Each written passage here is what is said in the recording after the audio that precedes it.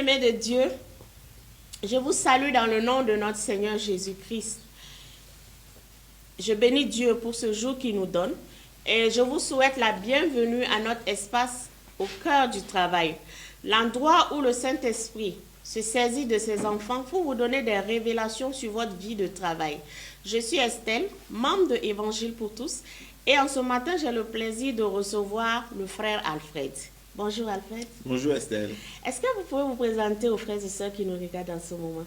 Je suis le frère Da Alfred, je suis membre engagé aussi d'Évangile pour tous.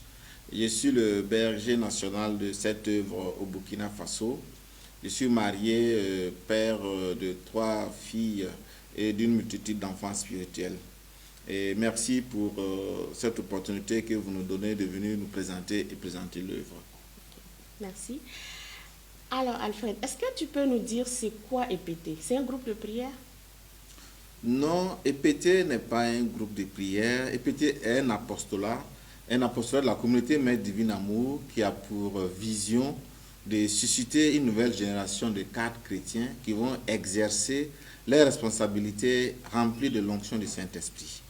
Nous démarquons le groupe de prière où seulement des gens viennent et prient.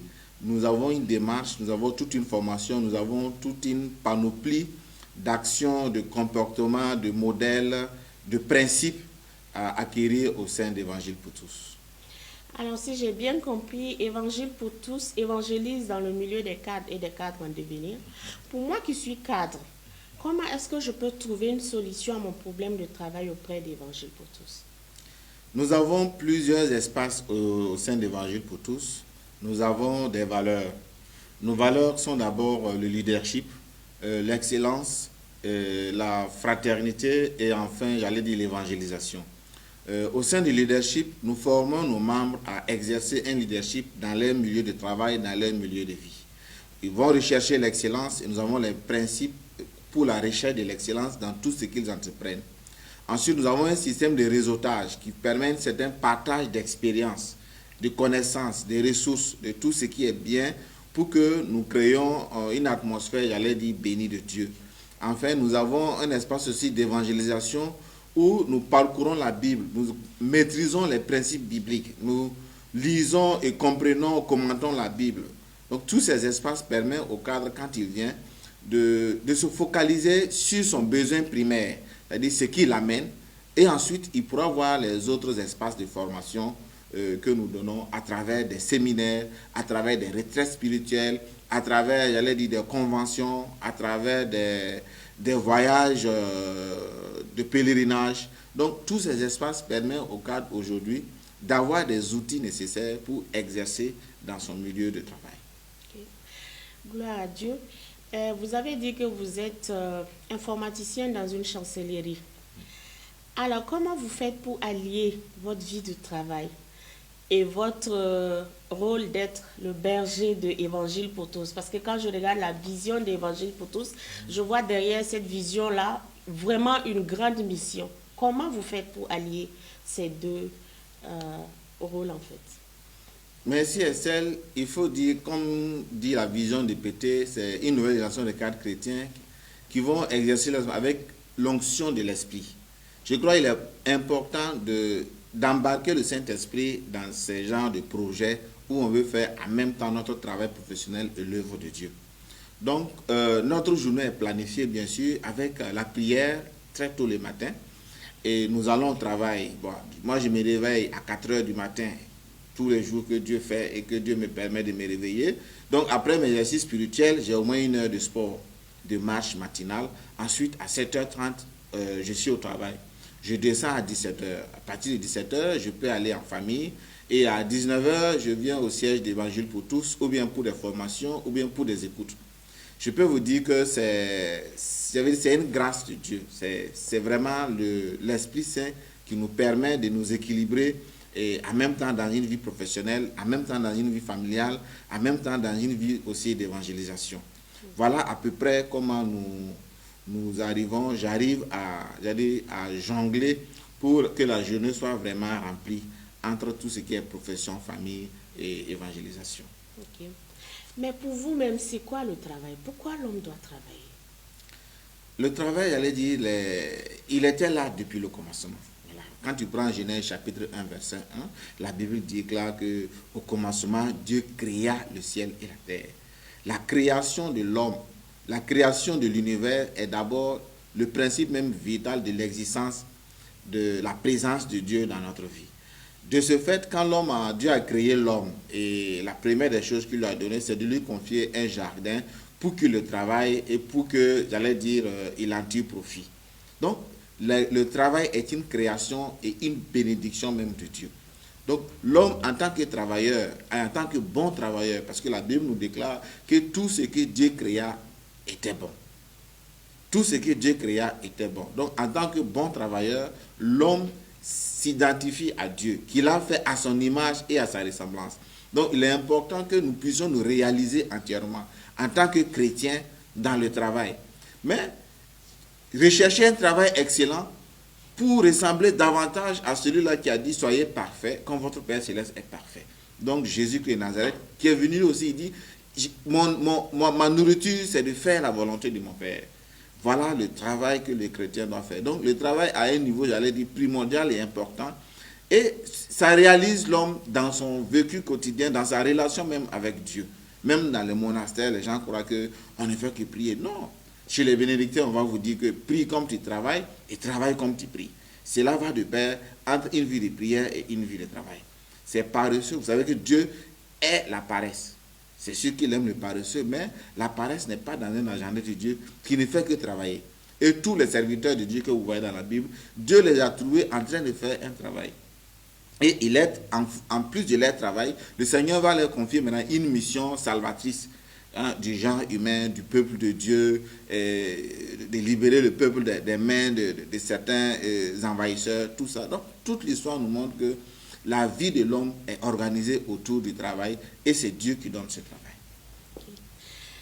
travail. Travaille comme tu vis, vis comme tu travailles. Alors, le travail donc est une bénédiction de Dieu à travers la réponse que vous venez de nous donner.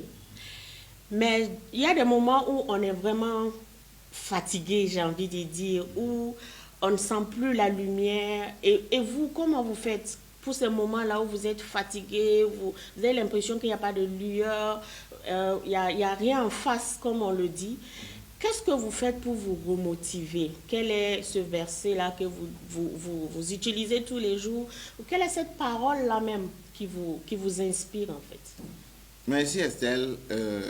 Dans la Bible, j'aime dire à mes frères bien-aimés, chacun doit avoir son verset. Voilà, chacun. Pour moi, le verset central, c'est tout concourt au bien de ceux qui aiment Dieu. Donc, je gère mes épreuves comme, j'allais dire, une purification et un moyen pour Dieu de me faire avancer dans tous les états de ma vie.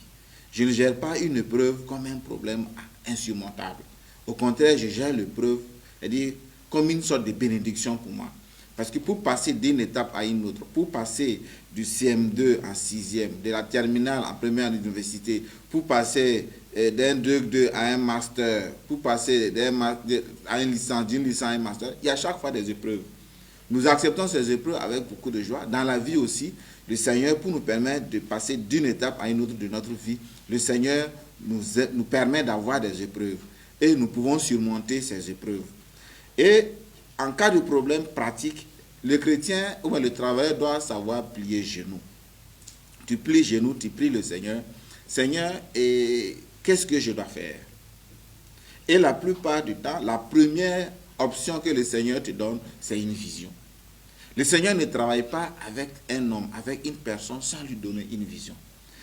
C'est quand maintenant tu as une vision, tu sais où tu pars.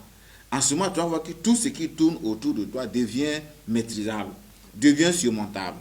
Supposons que tu es un patron. Vous parlez de vision. Oui. Comment faire pour avoir sa vision? Peut-être que quelqu'un nous regarde et qui se dise, mais moi je ne sais pas c'est quoi ma vision. Moi. Comment on fait pour connaître sa vision? La vision, c'est à travers, j'ai dit, la prière.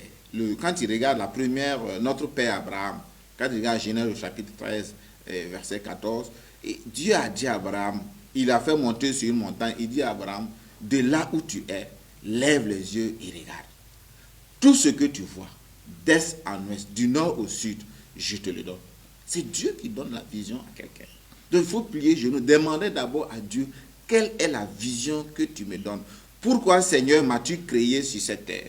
Quelle est la mission spécifique que tu veux me donner pour réaliser cette vision? Quand tu maintenant, tu as la grâce de Dieu, avec l'aide de l'Esprit Saint, tu as une vision, en ce moment, tout devient facile. Tu vas voir que tout va concourir en ce moment à réaliser cette vision. Et c'est ça que nous voulons enseigner aux gens. La vision te rend vraiment heureuse. Parce que tu sais où tu vas, tu sais comment y aller. Et au fur et à mesure, tous les jours que tu fais, quand tu as des problèmes, tu n'oublies pas qu'il y a une vision, il y a un appel sur ta vie. Et cet appel, Dieu te le donne pour que tu te réalises. Connaître sa vision, savoir ce pourquoi Dieu nous appelle, on l'obtient en interrogeant le Saint-Esprit. Berger, vous avez un mot de la fin? Merci Estelle pour ce mot de fin que tu me demandes. Et je tiens à remercier d'abord tous mes enfants spirituels, ceux-là qui forment EPT. Ils prennent de leur temps, ils prennent de leur énergie, ils prennent de leurs ressources pour faire avancer l'Évangile pour tous au Burkina Faso. Et je remercie aussi mes dévanciers.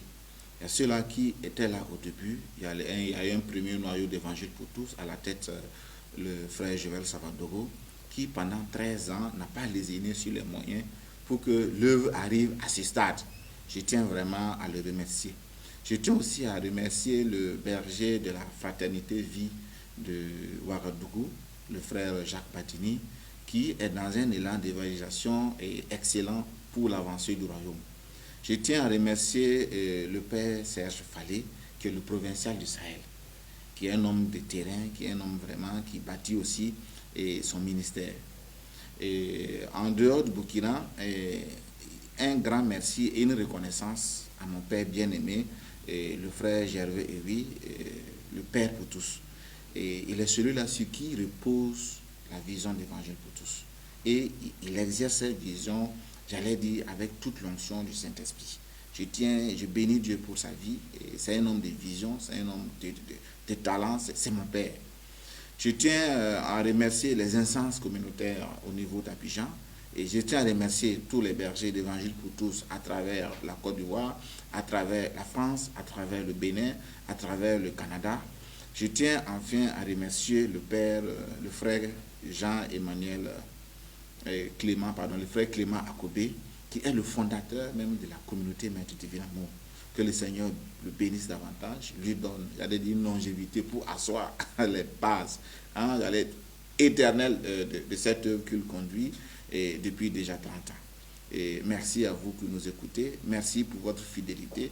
EPT a une multitude de sympathisants. Je tiens à les remercier tous. Lors de nos séminaires, ils viennent répondre présents.